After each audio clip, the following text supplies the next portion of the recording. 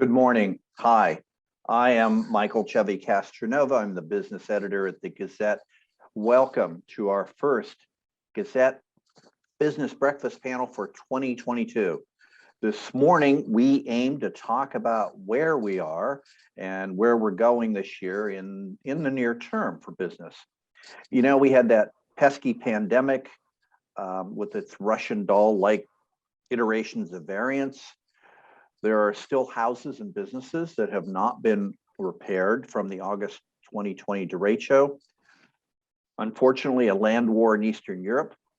We have hiring challenges here in Iowa that we've been going on about for more than a decade. We've been talking about it. And good golly, we've got a rip-roaring capital I inflation to deal with. So it's a lot. But before we start our discussion, we have with us this morning from our sponsor, Bergen KDV, Nicole Mead. Good morning, Nicole. It's good to see you again, even if by screen. Good morning. Yes, it's good to be here. Thank you so much, Michael, and thank you for giving me a couple of minutes here this morning. The Bergen KDV team really appreciates the sponsorship and this partnership with the Gazette. This morning's topic couldn't come at a more relevant time. Just as this rockstar panel here is ready to discuss how businesses can gain traction in today's environment, the team behind me is having similar conversations with our clients as we're at the heart attack season right now.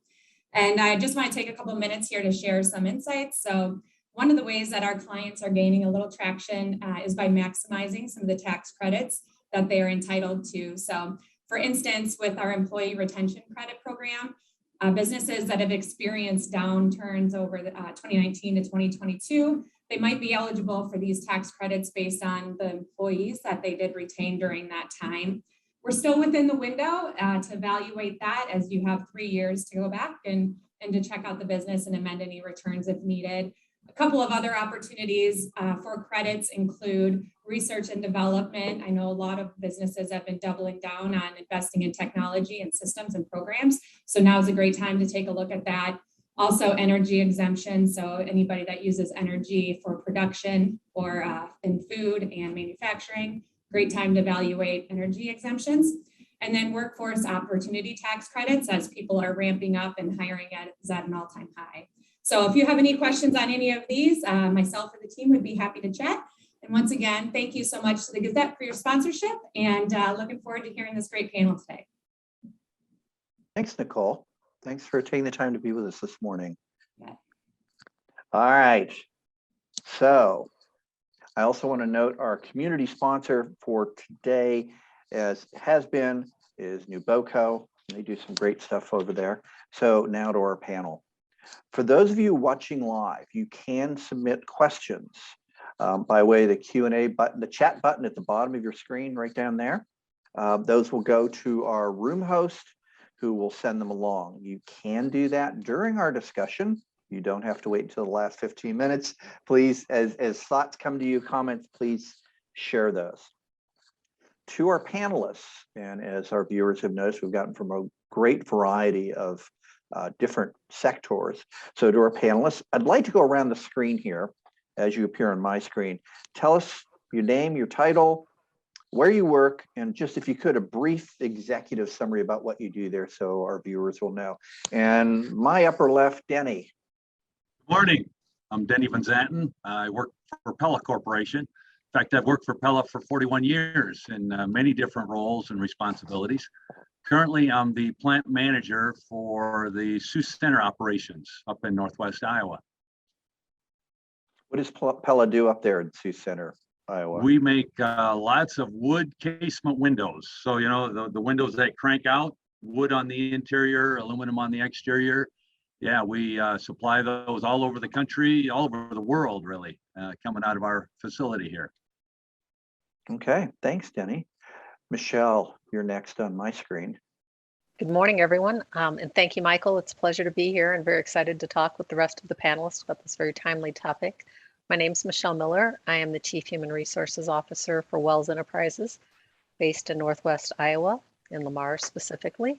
I've been with Wells for the last 4 years, and as you can imagine, me and the team, I'm very fortunate to be supported by a large number of people that help me do a great job in looking after our people.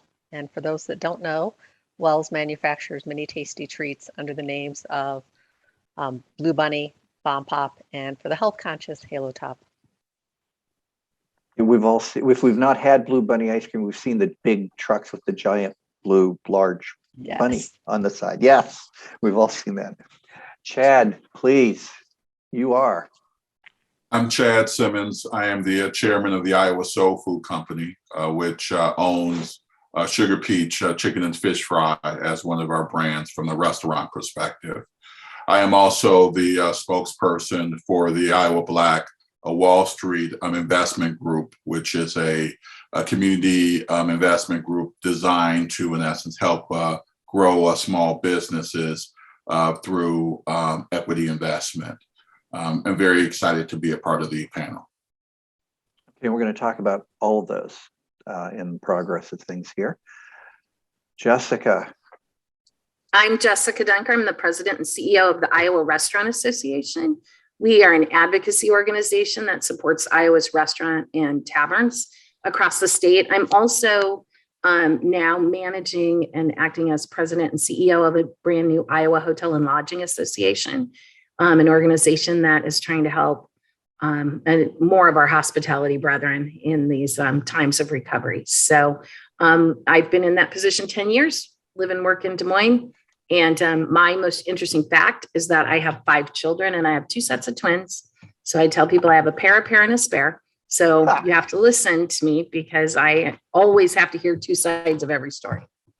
Do they plan to go into the restaurant or hospitality industry, do you think? Well, one of them will, yeah. Okay. Are there actual members of either of those organizations, or do you just represent Oh yeah, them all? yep. We have members across the state in both organizations. And how many members do you have? We have about 600 restaurants and bars in our membership, and we just started the Hotel and Lodging Association in January, and we already have 100 properties in that organization. All right, good deal. Okay, so here we go. This question is for everyone. So here's my question. If you had to pick one thing, just one thing that you've seen in the past year or two that in a perfect world would be better for businesses in Iowa going forward in the coming months, what would that one thing be? What's the one thing, if you could fix it, what would it be? And Denny, I'm going to start with you. Sure. Well, thanks for the opportunity here, Michael. The number one thing for me would be more people looking for jobs in manufacturing. Probably not a surprise, but you know, Pella's business is very strong. We've been growing. We've actually been hiring quite a few people, but and we have great jobs. It's just been a challenge to get enough people to man our factories to keep up with all of the demand. And we also see it with our suppliers and the trucking industry. There's just a really tight labor supply. And so if I had one thing, I just wish there would be more people looking for manufacturing jobs. How many more people? What would make you happy? We could probably across the business probably could take 500 people right now. We've got 9,500 people working for Pella across the country. And we just have lots of manufacturing openings that we'd like to fill to keep up with the demand. Jessica, I see you nodding your head. Are you seeing that? Is that what you're hearing from your member organizations? Yeah, we could hire 10,000 people in the Iowa restaurant and hospitality industry right now. We took the biggest hit to workforce. We had about 155,000 people pre-pandemic. At the end of last year, we were at 125,000. And that was after significant recovery. At one point, about 70,000 were on unemployment during the pandemic. And people left our industry. They're probably working at Pella, actually. And we'd like them back. We were easy pickings during the pandemic. I would say, though, that because everyone will say something about workforce, I would say the one thing I have seen that I really would have liked to have changed over the last 2 years for our industry was to make the third-party delivery model profitable for both the companies that deliver food as well as for restaurants and bars. The formula for how those organizations work and integrate with our restaurants and bars is not a profitable or sustainable model. And it just, it got ahead of us as we were working on it. And I wish that is something that would have been 5 years ahead when we faced the pandemic 2 years ago. And when you say got ahead of us, you mean because of people staying home, there was a massive demand? I'm not trying to speak for No, you, no, but no. that's what you I'm mean by that, right? Yeah, so even before the pandemic, only 37% of food and beverage that was prepared in a restaurant was consumed in a restaurant. We were already moving towards more takeout, more delivery, more third-party delivery, more to go. And that surprises people, except that every Starbucks drink that they hand you while you're sitting in your car counts in that number. And so we knew we had to learn how to play nice and play in the same sandbox with the DoorDashes and the Grubhubs and the, pick your app. And we knew that, but we didn't have time to figure out how to make it profitable for restaurants to use those services, to have consumers use those services and understand how it works from a financial perspective. So a lot of people during the pandemic ordered a lot of things on those mobile apps, but the restaurants didn't make any profit from it, only third-party delivery. So I would have liked to had that business model figured out 2 years ago. Chad, so with Iowa Soul Food and the investment group, you probably talked to lots of people about lots of things. Absolutely. So what is it you hear and what is it you see? What's the one thing that it would have been nice to have working better? Well, I really appreciate first that is the work that Jessica and the association are doing. I'm a member. That is really important. What I would say, we were on the bleeding edge of a lot of things. So even from a technology perspective, a lot of things were set up for us. We were really set up well, and were able to manage the pandemic. The third parties really had a negative impact and continue to have a negative impact on the way that we, in essence, do business. They're forcing us into a different model. And so people like Iowa Soul Food, we're fighting out of this model that they're trying to force us into, to be a kitchen. But what I would tell you is that you look at all of the things that are happening that you just mentioned, and they on one end, they seem to be very different things, but everything from what's happening with Ukraine to what's happening with the pandemic, what's happening, it impacts the supply chain. The supply chain impacts our ability to, in essence, get product out at a price point that we were used to. Now that price point, in essence, has changed, which also in change when it comes to labor. So for us, I'm kind of excited about some of the things that are happening with labor and giving people a living wage, but the number of separate things that feel chaotic just by themselves are creating that type of environment that really requires us to anticipate, which means we're going to make more mistakes than we've made in the past, and hopefully it's going to lead to greater success. But it creates a lot more risk as it relates to surviving right now. So when you say, we're doing some things that seem chaotic, could you give us some examples? What are some of the things that we should, oh my gosh, that didn't work so well? Well, just as an example is, when we talk about, the shift of the workforce, well, that hurt us from a restaurant perspective, because again, our people got greater opportunities to do other things. Some people chose, hey, we want to do things differently, we want to work from home, but others got greater opportunity to do that, which put a lot of pressure on us. So it made us have to focus a great deal on culture, on what we were able to do to be able to maintain the talent that we were able to have, considering now that everyone's kind of going after that person that we have, because they're more viable. So we had issues of that nature. The things that we were able to get through our distributors no longer existed because they had their supply chain issues.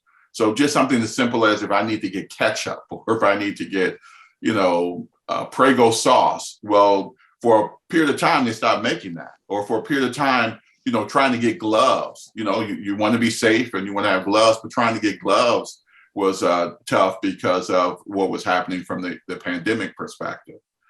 So it just all hit all at the, you thought that once the pandemic was over, which was our vision, right, that it'd be over in a year, which was unrealistic. But then you thought that once it's over, we can get back to normal. And then what we had to realize is that normal no longer exists. We have to create a brand new world. And again, that creates uncertainty, and businesses traditionally don't like uncertainty. Yes, we thought it was going to be about 2 months actually, but when we all suddenly moved out of the Gazette in March 2020 into our various basements, and we're just slowly coming back, in fact, into a different building. So I hear you. Michele, you're at a very large company and you're in HR. What do you see and what do you think about what you've heard already? I think everything that the group has said so far, I just would echo. My wish, obviously, would be very similar to Denny's. We need workforce. We probably across our organization have about 500 openings between now and the end of the year that we anticipate. They're great manufacturing jobs. When Chad mentions about the ability for people to have a living wage and that these are the kinds of jobs that provide the American dream for families, but drawing people into the area, there's not necessarily a lot of the infrastructure things that we're really needing to challenge as we increase diversity in the area.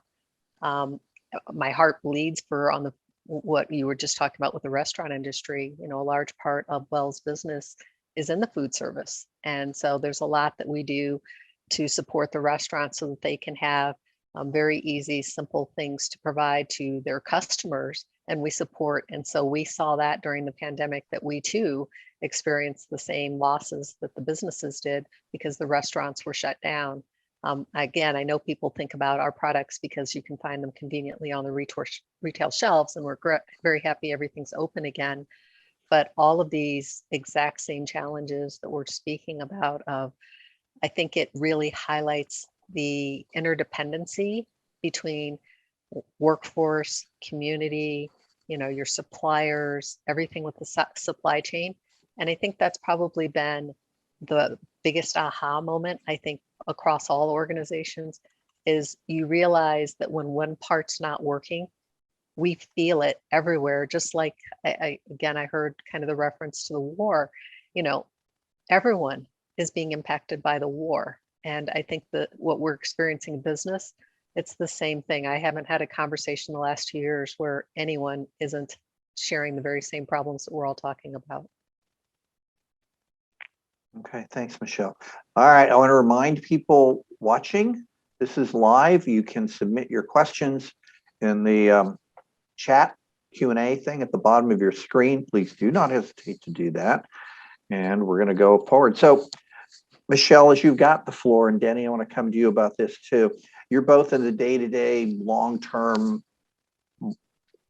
management of pretty sizable organizations. Talk to us, please, if you would, about some of the strategies that you've seen work or not work in these, what seem to be, as Chad says, volatility seems to continue, keeps following us. How do you manage one foot in front of the other and for the long term? Denny, you're nodding your head. What do you think? What are you seeing over there?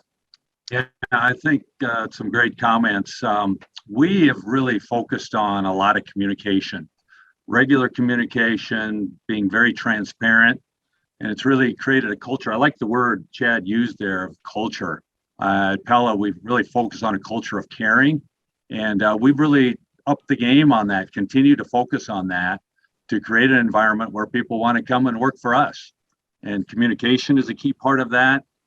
Cross-training is a key part of that because of our need to be flexible and agile.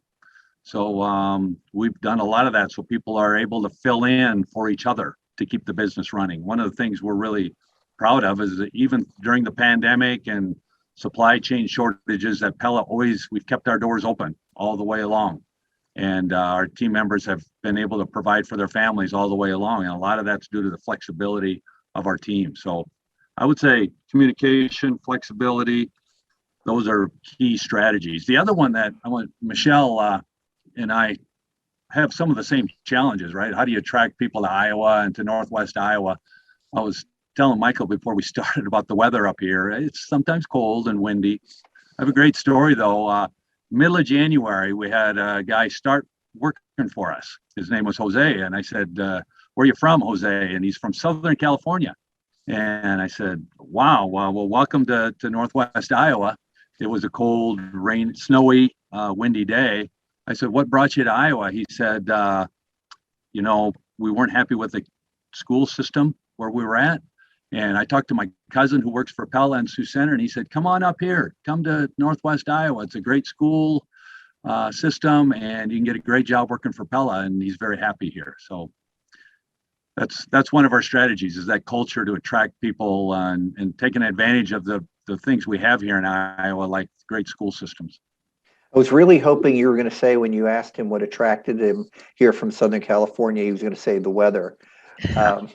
Not so much. So when you're talking about communication, and obviously you mean with employees, Yes. what form does that take? Are those email blasts? How did you do that? Well, in our factories, we really don't do a lot of email. So we have regular quarterly communication meetings, and then we have small group communication meetings every week with team members, just to hear what they have to say and answer their questions, and then talk about what's going on in the business, the transparency about supply chain challenges and how heavy our demand is. And like last summer, we had enough demand to work many, many hours, but we worked 40 hours a week is all we could handle because of our supply shortages. And we just let people know, here's the situation. Now this winter, we've been working overtime, which is rare, or we're a little bit seasonal, and it's been great just letting people know what's going on. One communication thing that we're pretty excited about is we've got startup meetings. We meet with everybody early in the morning, and we've got big TV screens, and we use PowerPoint to chart what's going on yesterday and what our challenges are for today. And PowerPoint has a functionality where if you wear a headset, it'll translate the words into Spanish as well on the PowerPoint. Because one of our strategies has been to make Pella more accessible, attract, and then hire and retain people that are English language learners. And that's been a very successful strategy for us, and making sure those team members feel really welcome and that they can communicate in the language that they want has been an important technology development for us. That's been a really great strategy that's really helped us expand our workforce and hire great people. Michelle, what are you seeing over there at Big Wells, Big Bunny, Blue Bunny, in terms of strategies? I feel like Denny covered so much of the exact same things. So He does I that. echo He does everything that he just shared. I'll try and take a slightly different spin and say that I made a reference earlier, I think, to the Great Resignation. And I think that has caused all employers, and particularly Wells, to really look inwardly around the things that over time of what's driving it, what can we do as an organization to be better, to retain the talent that we need for our workforce and to be attractive. And so I think that honest assessment of being able to, we've been listening very closely with our employees. So communication, Denny spoke about the communication directly. We've also spent a great deal of time listening. We've got a very large initiative within Wells. It probably could be used a little bit of branding, but it's our broader people project. And it's fundamentally about, I would argue, just getting back to a lot of the basics around understanding within our employee segments. And I think that's been very successful as we've segmented our employee populations to better understand and appreciate their needs. We share some of the exact same language needs that Denny spoke about. We're continuing to hear people entering the workforce, what's of value to them. I was just on a conference call yesterday where we were talking about things really related to family formation and how family formation looks very different in 2022 than it probably did at the start of my career. And so fundamentally, I think it's about, and where as a business, we are focused on the aspects around culture. We continue to focus on communication and really about listening.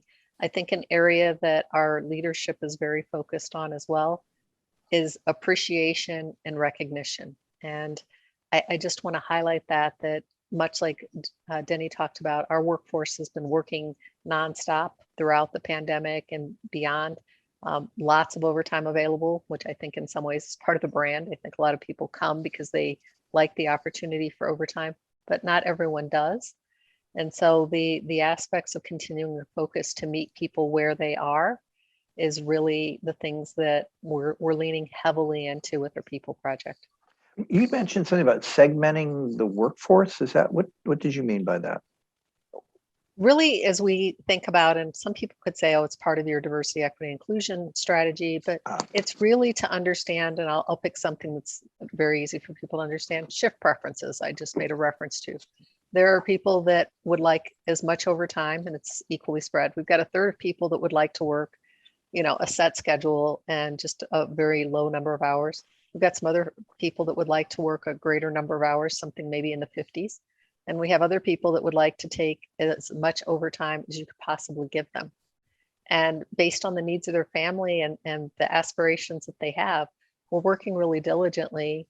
That's more on the scheduling and operational side, but we're looking holistically at benefit offerings and other things to really understand that there is a need, and our workforce is making it clear that kind of the one size fits all approach that I'd say many employers used to use pre-pandemic, it doesn't work going forward.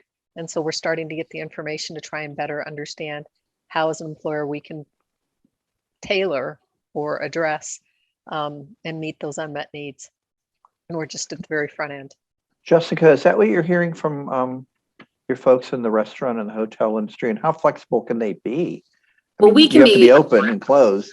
Yeah, so a couple of things that strikes me. Early in the pandemic, when we started to see supply chain issues, someone said to me, you realize every supply chain issue is actually a workforce issue, every single one, right? We're standing in the middle of soybean fields and we can't get fryer oil. In fact, fryer oil had doubled in price, right? We can't get, right? Thank you. Chad's like, yes, right. I mean, we're looking at the fields and we can't do it. It's a workforce issue, right? We can't get paper products because they're sitting on a dock in Southern California and there's no dock workers, there's no truck drivers, right? And so everything actually that has been affecting us is a workforce issue. So we look at that, and the industries that suffer, I think we all have to acknowledge, are the ones where you have to show up to do your job someplace other than home, right? You can't work in a restaurant from in your sweatpants in your kitchen. I can do that, but nobody in a restaurant can do that. Nurses can't do that. Teachers can't do that. Factory workers can't do that. Truck drivers can't do that. So many of the workforce issues are related to the shift in thinking about what employees want from their jobs. And for us, we've always looked at demographics because we're the industry of first opportunities and second chances. 1 in 3 people, their first job in our industry. Half of the United States has worked in our industry. We're twice as likely to hire second language speakers. They learn English and then they go work at Pella Windows or at Blue Bunny, right? We hire whole teams in hotels of people who don't speak English. And if one of them speaks English, they're the supervisor for everyone else. We have creative strategies. We teach in the prison because we're 2.5 times more likely to hire people out of prison into our industry. Prior to the pandemic, our fastest growing workforce was 55 and over. So why was that all good before and it's hard now? It's one, the 55 and over workers are not coming back. They've retired and they're done. And they're not, if they do come back to something, they're not coming back to us. We know that. So for us, what we've been telling people on workforce, we literally need 10,000 people in our industry right now. Restaurants got to figure out how to do it with less people. They're not coming. They're not coming because there are so many opportunities out there. And until there's a federal immigration reform that brings workers into our state filled with people who want to show up somewhere to do their job. And I'm not saying people don't want to work, just they want to work from home. We got to figure out how to do it with fewer people. And that's what we're doing and innovating in our industry every day. So it's a bit of a soapbox, but at some point you got to do it different. It has to be done different, even if it's a job or a business where you have to show up to do the job. I don't know, Chad, if you agree with that, but that's certainly what we've been seeing. You sound more like a preacher than a business executive. But because I kept saying, amen, amen. And this is we're dealing with these challenges, but this is kind of where we need like Michele and Denny to kind of help us, because some of this is, we realize we're in a situation where we're just going to have to innovate. So we're feeling the pain. We're going to have to innovate. We're going to have to do things different. But there is this thing around, immigration, that it becomes really critically important, and it's being weaponized. But it's kind of as if, Denny and Michele, if we can't solve your issues, then we're going to continue to feel the pain where we are from a restaurant perspective. That we desperately need, the leaders of you to figure out, to help us figure out how to get out of this workforce situation, which is bring in more people that would be willing to work for us to ultimately feel the pain. So we're kind of, when you talk about trickle down, we're down. We're really at the bottom trying to work through how to do that and how to survive until we kind of get to that place. So we have questions coming in, and I realize none of you are legislators or cover the state house, but as you see, one of the questions, I kind of expected this sooner or later, is about policies coming out of Des Moines, out of the state capitol, to make this, I believe the question uses the word progressive, more progressive policies, or at least things to make Iowa more attractive to more workers. Anyone want to have a thought on that? What are some things if you were in charge? Yes, Jessica. Yeah, I will. Well, I'm at the Capitol, a lot of the legislative session. That's a big part of my job.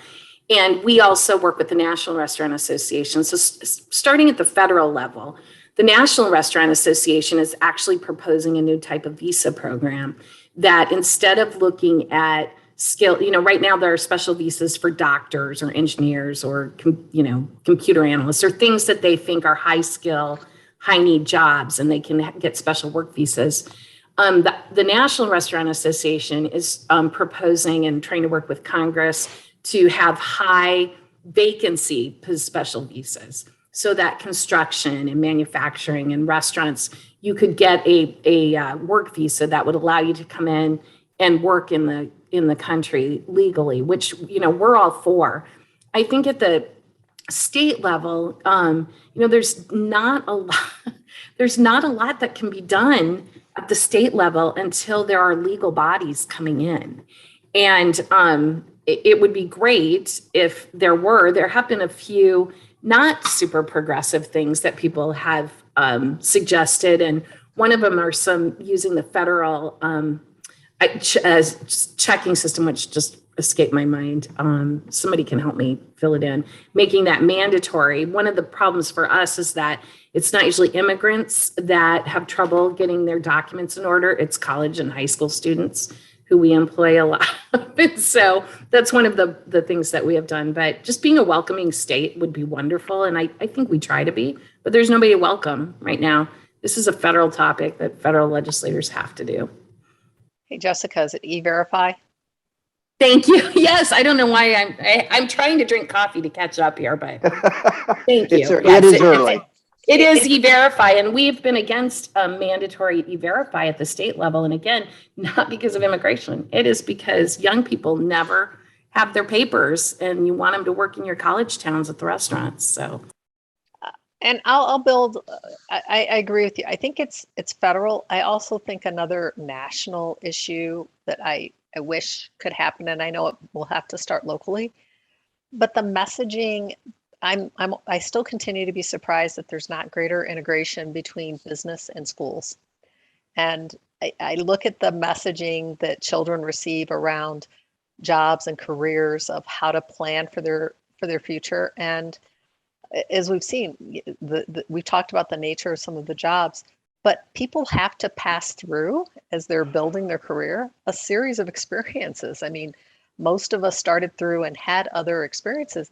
Yet somehow I feel like that message has gotten lost, that part of the education effort and the self-actualization that young people are taught, it's important, but I don't think that the schools are necessarily partnering enough with business around understanding that journey and how we can better work with them to understand there's really broad-based opportunities, but I don't think students hear about those opportunities. And to me, that would be another thing, that to be able to have a sustainable pipeline towards the future. It's one of the things we're trying to explore in some of the communities that we're in.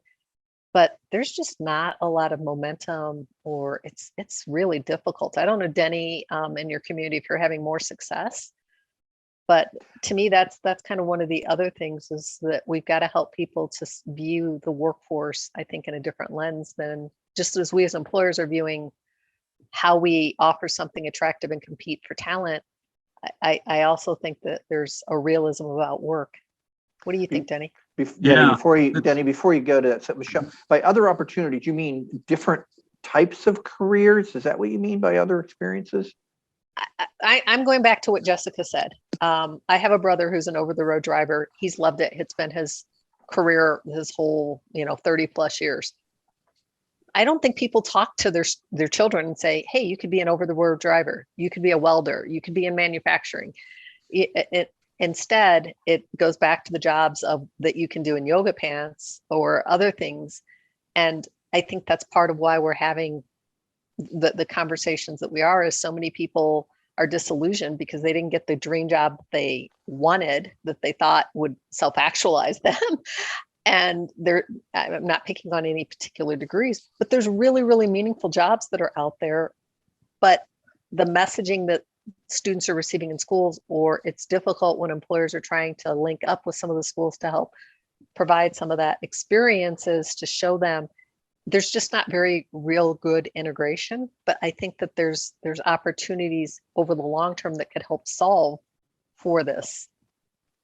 But Denny, it's an even longer fix than the immigration, but it's partly what I think we will need longer term, is for people to consider some of these other careers that I guarantee in my community, the high school my kids are going to, they aren't hearing about any of these jobs.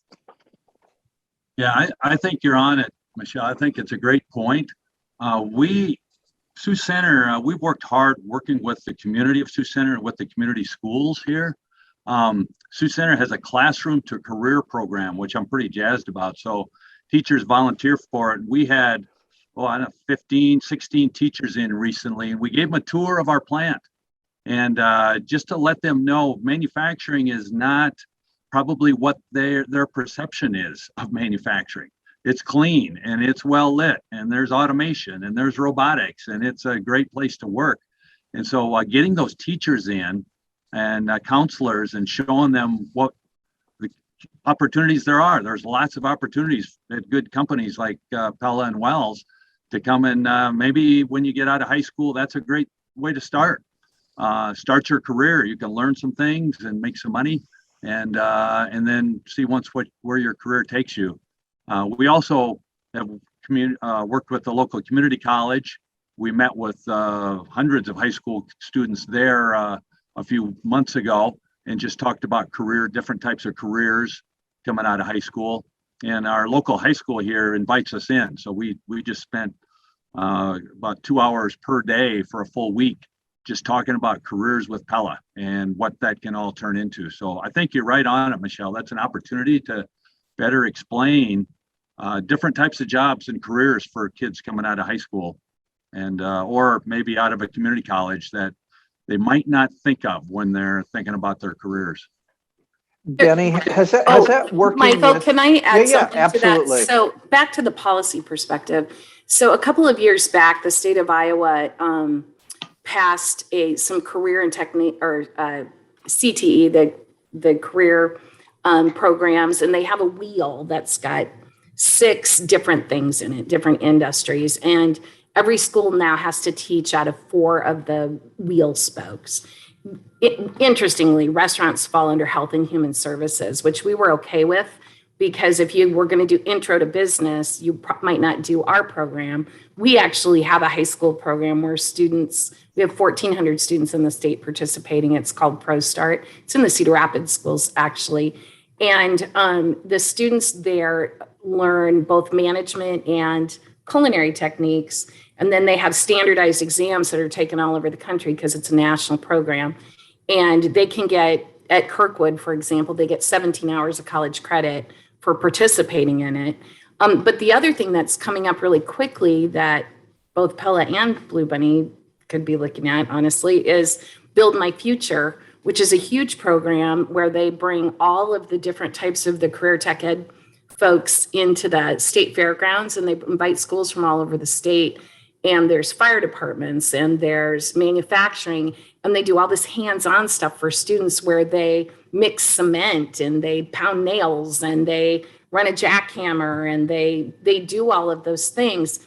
So we're slow to it, but I don't think the businesses are the problem or the schools. I think parents are the problem, because people are not dreaming of their kids to growing up to work in a restaurant or manage a hotel or work on the line or do those things. And it's unfortunate because, no debt and a great salary and being able to buy a house and have a life. Somehow parents are missing that message. And that is probably where we all need to focus together to just remind people you can, right? Kids are pretty pliable, parents less so. Sorry, I've dealt with a lot of the schools on this one. So I hear you. And Chad, I want to come to you in a minute here about the investment group. But so Denny, let me ask you this. So before I worked here, I lived in Chicago where I worked with steel industry a lot of steel mills and aluminum. And before that, I was in Western Michigan, where, as you know, there's a lot of manufacturing, mostly for the auto industry. And they called what you and Jessica are referring to, they called it, I hate to use this phrase, but they called it the mommy principle. And that their parents did not want their children to work in dirty factories. So they went to the community schools and they sent out communications programs. And it is marketing, but that these are clean, smart, exciting jobs. I've been here a decade. My question to you, Denny, does this work? Is this help going to the community schools or having lots of people show up and giving them tours? Is that working? It definitely does. We've hired a number of young people, either right out of high school or maybe they bounced around for a few years, that have become very successful team members here at Pella. And part of what we talk about is when you start working for Pella, it's a great culture and there's lots of opportunities. So we invest, it's an investment, but we invest in our team in terms of training on leadership techniques. We call it servant leadership, training on computer skills, training on, right now, we're actually teaching English to English language learners, and we're teaching Spanish inside our own plant to people that want to learn Spanish, that speak English. So, and then we create opportunities with our growth. So in our plan of roughly 400 people, we had 75 job bids last year, which means I got a chance to get promoted, maybe work on a different shift, maybe work in a different area, do something to develop myself and to help develop my career for the long term.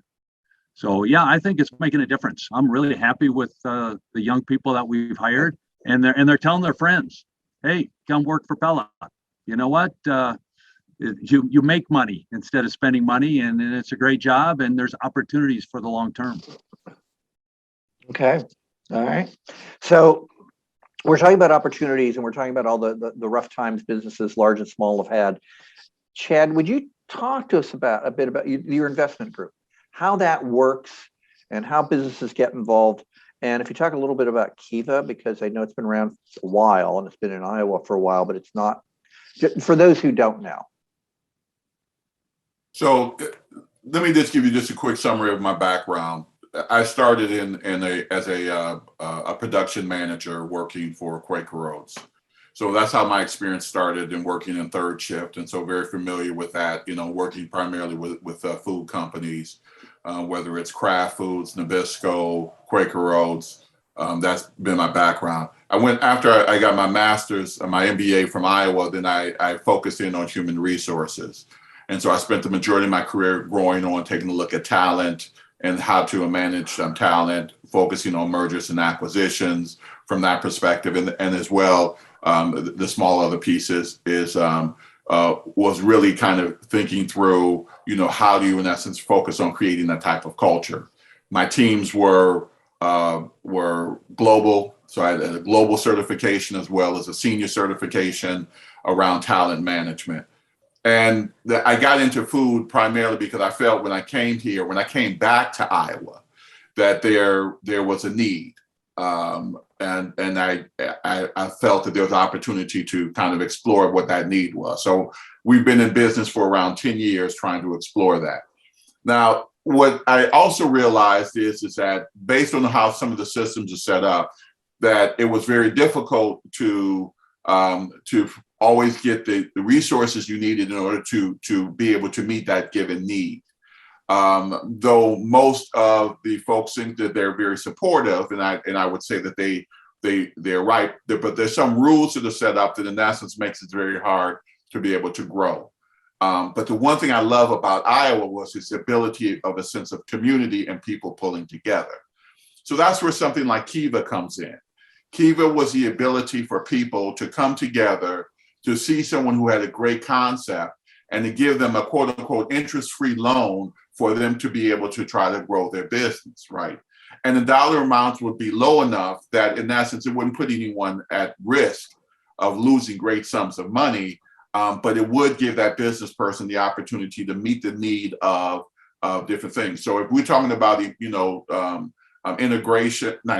talking about immigration, excuse me, then there are going to be needs that communities have that are not necessarily going to be provided immediately, but there are people that are willing to do that. What we also realized, even from my experience from a restaurant perspective, is it's hard to find employees, but it's not necessarily hard to find bosses. And what I mean by that is that there are people that want to own stuff, that are willing to put in the time and the effort. It's the thing that inspires them. If we can figure out a way of how we take our restaurant and then work with a small, right now we're working with a small beverage company that has doing some interesting things around lemonades. How can we collaborate with them so that we can sell some of their product within our restaurant? So we've tried to be able to leverage the ability of people that have interest in being creative. And that's what I think if you watch anything like TikTok or you go to Instagram, people are extremely creative. They're coming up with different things. How do you kind of spur that on, in essence, to leverage entrepreneurship to make a community better? And so that's what we've been really thinking of, is how do we do that and how do we kind of focus on that? Kiva is critical because, again, it allows the community to get involved from a funding perspective that they traditionally have not had the ability to do with small numbers. Have you seen a good reception for that here locally? Yeah, we definitely have seen a good reception. Again, as I tell people, Iowa is just a place that grows things. And so because it grows things, it just has the ability of people that want to, whether they're going to put their hand in soil and they're going to try to make soybeans, or whether they're going to put their hands in something else, there's this tendency of wanting to make something better or something different. And so there's a good population. We have not only fertile soil, which makes Iowa phenomenal, but the people also do that. The goal is to get them connected and get them to be inspired to do that. The challenge is there's a lot of failure on the road to success. You have to be able to deal mentally with the failures you're going to go through, which are really what's happening between your ears, which is the toughest part of when you hit a roadblock. The people that do not succeed are the ones that quit. So it's how do you prevent, in essence, us all from not stopping? So everyone you heard on this panel says, we got this problem, we're going to figure it out, right? If they quit, that would be a problem. But as long as we continue to move forward, then sometimes it may just be baby steps, but eventually we'll break through. Okay.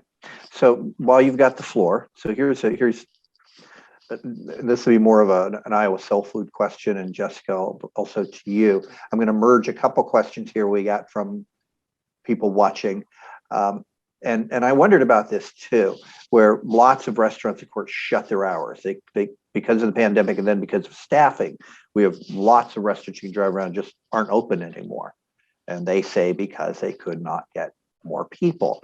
So then the other question is, and this person admits it might not be true, but kept hearing about how lots of restaurants, to be able to function, got rid of tips. I don't know if that's true.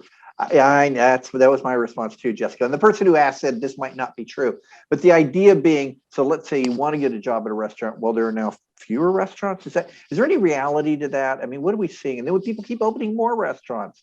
Where are they getting staff? I'm confused. So these questions kind of go to my own confusion. What's going on, Jessica? Explain it to us.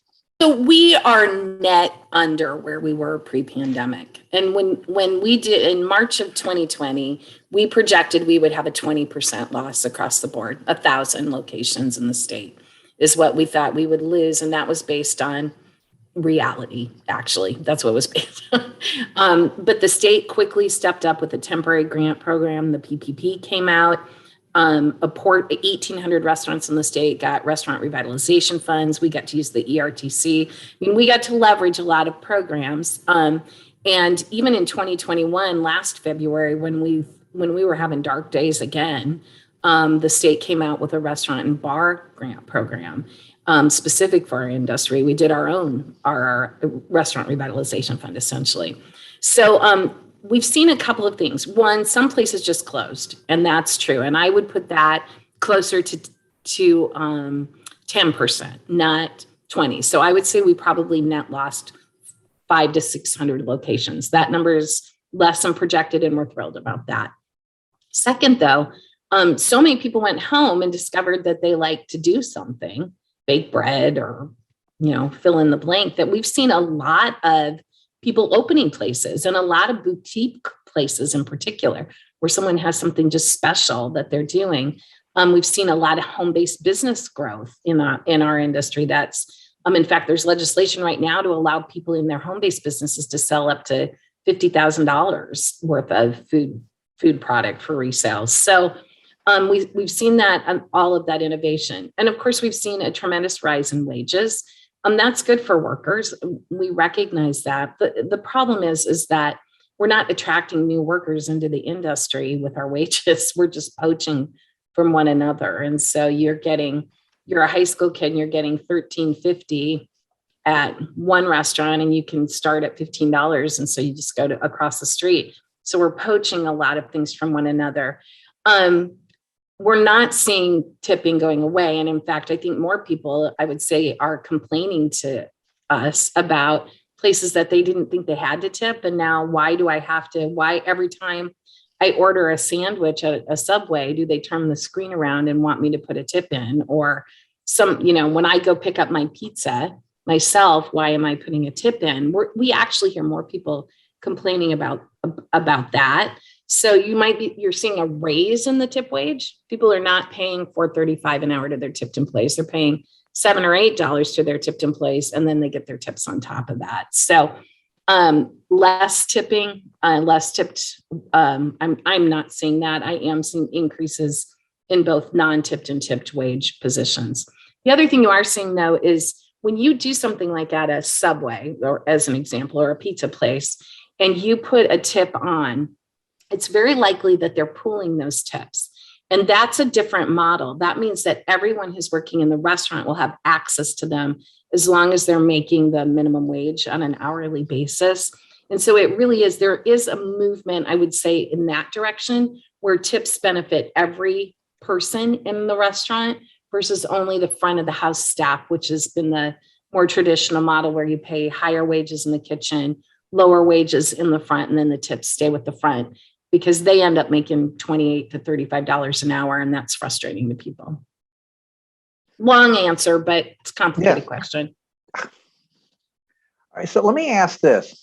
This is to all of you. So can we say, from our scientific explanation here, can we say that there's a workforce shortage because people who would be working don't want those jobs because they want some ideal job that they can work from home in their sweatpants, as we keep saying, and that we're not paying enough? How simplistic is that? Chad, you're talking to investors. Do they say that, or is that nuts? I think that people are starting to value their time more. And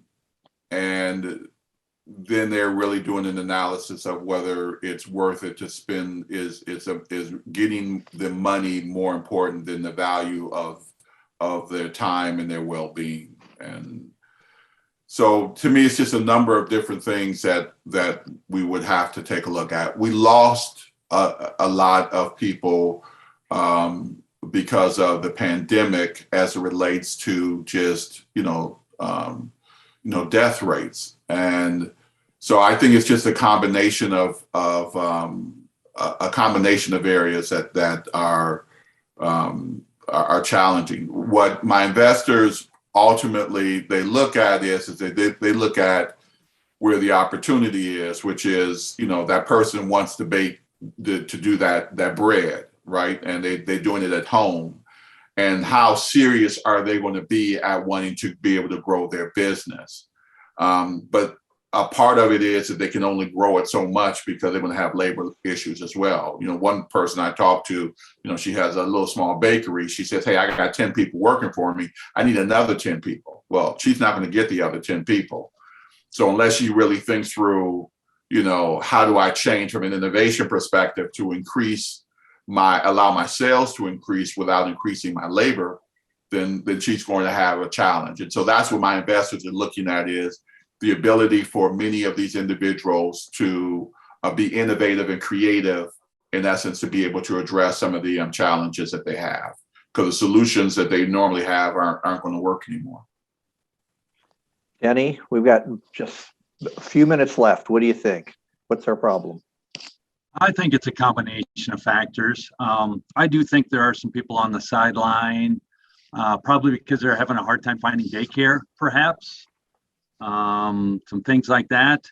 So, if I was to work on it for the state of Iowa, I'd work on how do we make daycare more accessible and reasonable priced. Keep working on amenities, attainable housing. I think that'll attract people to Iowa because we got great people, right? And good jobs and great school system. So that would be part of the answer. I do think there's just a shortage of people, though, too. There's a lot of baby boomers that have said, you know what, it's time to retire. I went through the pandemic. It's time to maybe go to part-time.